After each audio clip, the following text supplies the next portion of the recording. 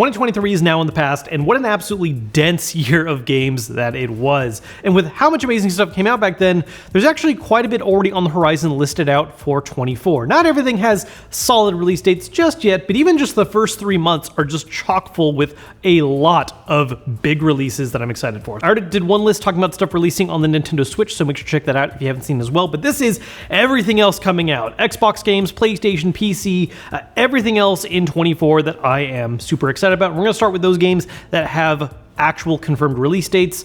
And the first game is coming out at the end of this month on the 26th, Like a Dragon: Infinite Wealth. Where do I even begin with all the reasons why I am excited for this game? Like a Dragon is one of my favorite franchises now, and one that I joined relatively late. The first one I really played start to finish was Yakuza Like a Dragon, which came out back in 2020, and from there I ended up playing through basically every single game that has now come out in the West, and I'm absolutely hooked. And one of the reasons why Infinite Wealth is really shaping up to be something I think particularly special isn't simply because it's now our official next entry in the mainline franchise that is also leaning in that party-based RPG aspect of things that I really enjoy, but it feels like this one, more than a lot of past Like a Dragon releases, really is a culmination of so many past games. Not only is it continuing the storyline of the new protagonist that was introduced in Like a Dragon, Ichiban, but is also looking like it's really trying to be a larger celebration of the original protagonist, Kiryu, and potentially giving him a proper major send-off that some fans didn't feel like the past games really gave us when he was initially being exited out with Yakuza 6. Not only that, but the game just looks absolutely massive, chock full of not only the story that you experience for both of these main characters,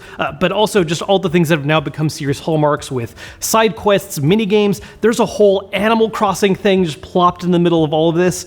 I will say it does seem like this game really is being built and catered for people that are already familiar with some of the past entries, whether that's keeping up with all of Kiryu's games, having at least played Yakuza Like a Dragon. So it's not going to necessarily be a good first step, but really, if you haven't looked at this franchise before, check out some of the other ones that are a better starting point and get ready for this one because it's looking incredible. Barely a week later, on February 2nd, is a remake of one of my personal favorite RPGs of all time, Persona 3 Reload. The original Persona 3 is basically the game responsible for reshaping the franchise in the direction that it's currently in, but I always felt like it occupied a bit of a better balanced sense where thematically it still felt really closely tied to a lot of the things that were present in the original first couple Persona games, and then that began to die down a little more as some of the kind of almost poppier feelings of later Persona games began to take over. And while I absolutely love that about the original 3, in particular its story, I have to admit the fact that mechanically it has not aged particularly great. There's a lot of ideas that were experimented with in this game initially that have been improved upon, polished up, and just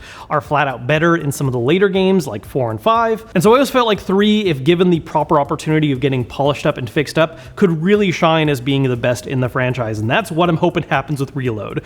There is a little bit of a mixed feelings on this one because it is looking like it's not going to be a truly definitive version of the game. There's a lot of additional content and story that was introduced in other versions like Persona 3 Portable and Persona 3 FES that are not making their way in here, but the core game is still going to be present and get that visual and mechanical facelift, which is ultimately the most important part to me. I've definitely talked to a few people who started off on one of the later games, and I've tried having them check out 3, and it's just really tough to go back to because of how the mechanics have aged relative to the later ones. So I'm very excited for this to be a new entry point for people that want to experience the story of this one, but get some of that Flash style and just more fun gameplay of the later Persona games. Then at the end of February, we have a couple more games coming out. One that was a bit of a recent surprise at the Game Awards, and this is a bit of a smaller title, but one that means a lot to me.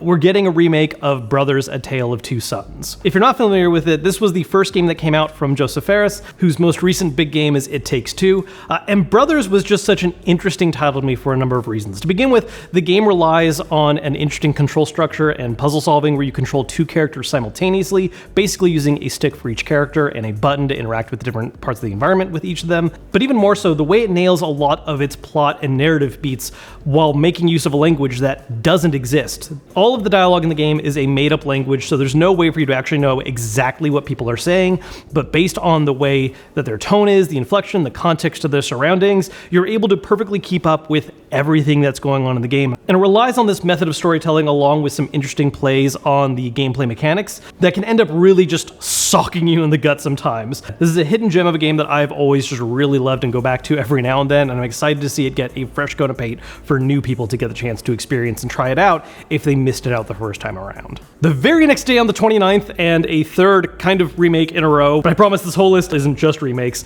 but on February 29th is the next entry in the Final Fantasy remake trilogy with FF7 Rebirth. It's kind of an open secret now that the remake of FF7 isn't really a traditional remake as much as it is a revisiting and maybe something a little bit more meta to mess with people who are fans of the original. Some people took offense to this and didn't like changes that happened in remake. Personally, I ate it up and loved it. I'm really excited by the new direction this game might be going. And part of that is because it adds such a layer of mystery of where these next games could be going. 7 messed with this idea just a little bit and hinted at it in its early parts as it began to get more and more different near the end. And so with that happening and now that cat being out of the bag, it looks like 7 Rebirth, while still revisiting a lot of major events from the original version of the game, can begin to play a lot more with what player expectations are and what will actually happen in this new entry. Not only that, but as much as I enjoyed FF7 Remake, it was a particularly more linear game than its source material, which Rebirth is looking to address by, it takes place in the later parts of the game where you're at the world map,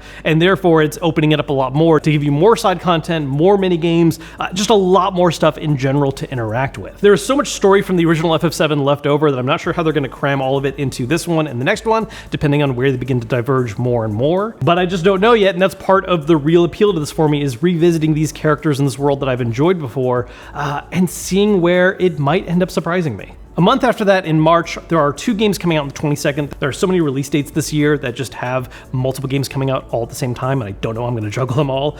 But the first one that I want to talk about coming out on the 22nd is Dragon's Dogma 2. I still cannot believe we're actually getting a sequel to this game. Dragon's Dogma was a wonderful action RPG released back on the 360 and PS3. It later on got a PC port, and it really is a game that I feel is to this day underappreciated for just how damn good it is. This is a non-linear single-player action RPG that places a bit of a heavier emphasis on how teamwork between your custom character and a number of NPC pawns you hire can work together to bring down enemies. There's climbing targets, there are making them vulnerable to each other's attacks, there's using one character to launch you up into the air to hit enemies that are flying above you. So many different interesting, fun ways that make combat so much more engaging than I think a lot of action RPGs tend to be. There's a part of me that still enjoys the classic slash fest that some action RPGs can offer, but there are tactical aspects of Dragon's Dogma that I don't think any other games have really nailed quite yet, along with just a degree of simulating the genre of being a fantasy explorer, relying on lighting to get through dark caves. The way your character's physical build can even impact some of the things you can do from an exploration standpoint, like fitting into small holes. Dragon's Dogma 2 is looking to build on all of this stuff with an expanded class system. There's just so much we're already seeing with this game that I am so incredibly excited for. The original had its fan base, and I know they're going to show up for 2, but hopefully this new release with 2 is going to grab even more people's attention, especially because, at least as far as we can tell, it doesn't look like it requires any previous knowledge of the first game. It's not something where it's a direct sequel. You're able to just dive in, and it's its own experience. Then also on the 22nd is Rise of the Ronin. This is a new action game coming from Team Ninja. More recently, a lot of the action titles they've been doing have been leaning in the Soulsborne direction with stuff like Nioh, Wo Long, maybe to a little bit of a different style and different extent, Final Fantasy, Stranger of Paradise. And while I do enjoy those styles of games, it looks like Rise of the Ronin is taking a break from that style and leaning a little bit more in the direction of something that maybe still shares some mechanics and ideas from that, but leans in a much faster paced direction. And at least based on some of the things they've said in interviews and press releases, is an open world game that also plays around a lot more with the narrative and choices that you make as part of it. Now, this is being developed in association with Sony Interactive Entertainment, who is publishing it, so this is going to be a PlayStation exclusive title, though. Maybe there's a PC port somewhere in the future like we've seen happen for some games. But this is one of the few exclusives that we know of happening this year for the PlayStation right now, and it's looking to be potentially a very strong one. Now, that sums it up for the games that have actual hard release dates. I mean, there's obviously a lot more stuff that I'm excited for, but I can only make this list so long.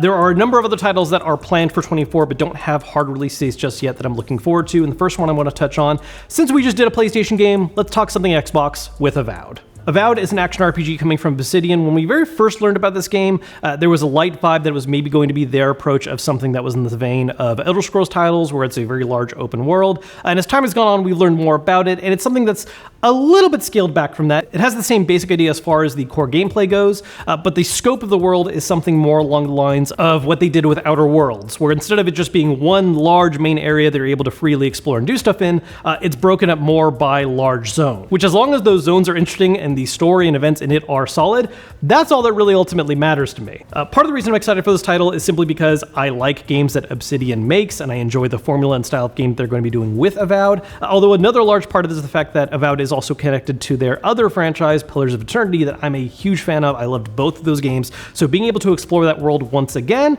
and maybe if this one does well, gives a little reason to maybe invest in doing a Pillars 3 eventually, is something that I'm very much for. Next up, Visions of Mana. I love the Mana franchise so much from Square Enix, and it's one that has recently begun to get a lot more love from them in the form of a lot of collections, remakes, and updates of older games, but it hasn't had a proper new mainline entry since 2007. So 17 years later, here we are finally getting a new one sometime later this year. This is still a very freshly revealed game just from the Game Awards. We only have the one trailer to go off of so far, but it was something that immediately resonated with me because as soon as I saw the art style and character designs, I knew we were finally getting a new Mana game. There's a lot of details we still yet to learn from it, but it does look like it's being developed by a lot of the old guard responsible for the older Mana games, which is a great sign. And at least based on what little snippets we've been able to see, it looks like it's shaping up to be something similar to what we saw with the Trials of Mana remake, where it is a party-based action RPG, but is going for that 3D element rather than the top-down style of the older ones.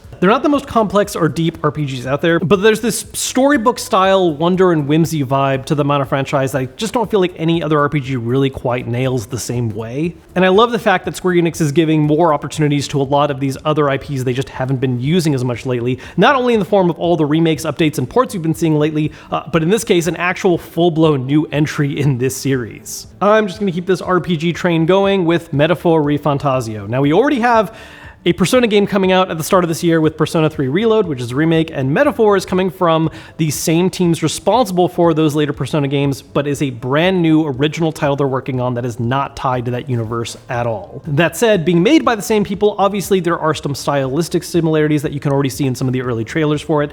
First off, just visually, the game looks gorgeous. The style, the way they handle the UI, just immediately oozes the kind of flavor that I think people associate with later Persona games, but is going for a more fantasy world focus. It also looks like we're going to be getting something kind of similar to the social links and confidants of Persona in the form of followers, where you can build relations with them, and that unlocks or improves certain things. As much as I love and enjoy the Persona franchise, I also just love new IPs being given a chance, and so while I think we will see some common threads and styles between those games and ReFantasio, I'm hoping that Metaphor is going to be doing a lot of its own experimental and new things to stand apart as some new blood in the genre. All right, one last game I want to talk about, and this is one that I don't know if it's going to be as good as I hope it is. That's true of all these to an extent, but I have like a better feeling about all of them. But I feel like I need to talk about Star Wars Outlaws. I am a massive Star Wars fan, even with how hit and miss some of the Disney years aspects of things have been going, but the ones that have been hits have been excellent. And particularly, we've had some really good examples lately, at least from other devs, with games like the Jedi series from Respawn. And Outlaws is doing something that I'm always happy to see happen with new Star Wars stuff, which is the fact that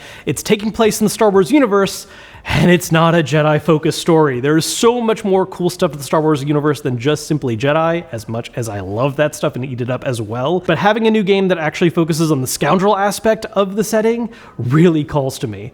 Now, given the fact this is being made by Ubisoft, there's a part of me that feels like we're going to end up having a lot of that good old Ubisoft formula of checklists in large areas and just going to mark off different collectibles and side missions and repeatable stuff. Doesn't bother me as much as I know it does bother some other people. There's a certain kind of simplistic fun that I've had in that kind of checkmark style, but I hope to see them do something a little bit different with this one. The one extended gameplay trailer we saw looked excellent, but also had a little bit of that overly scripted vibe that makes me wonder how much this is going to look like the actual final version of the game. But I want to hold on to the hope for right now that this will be a good one when it releases sometime this year.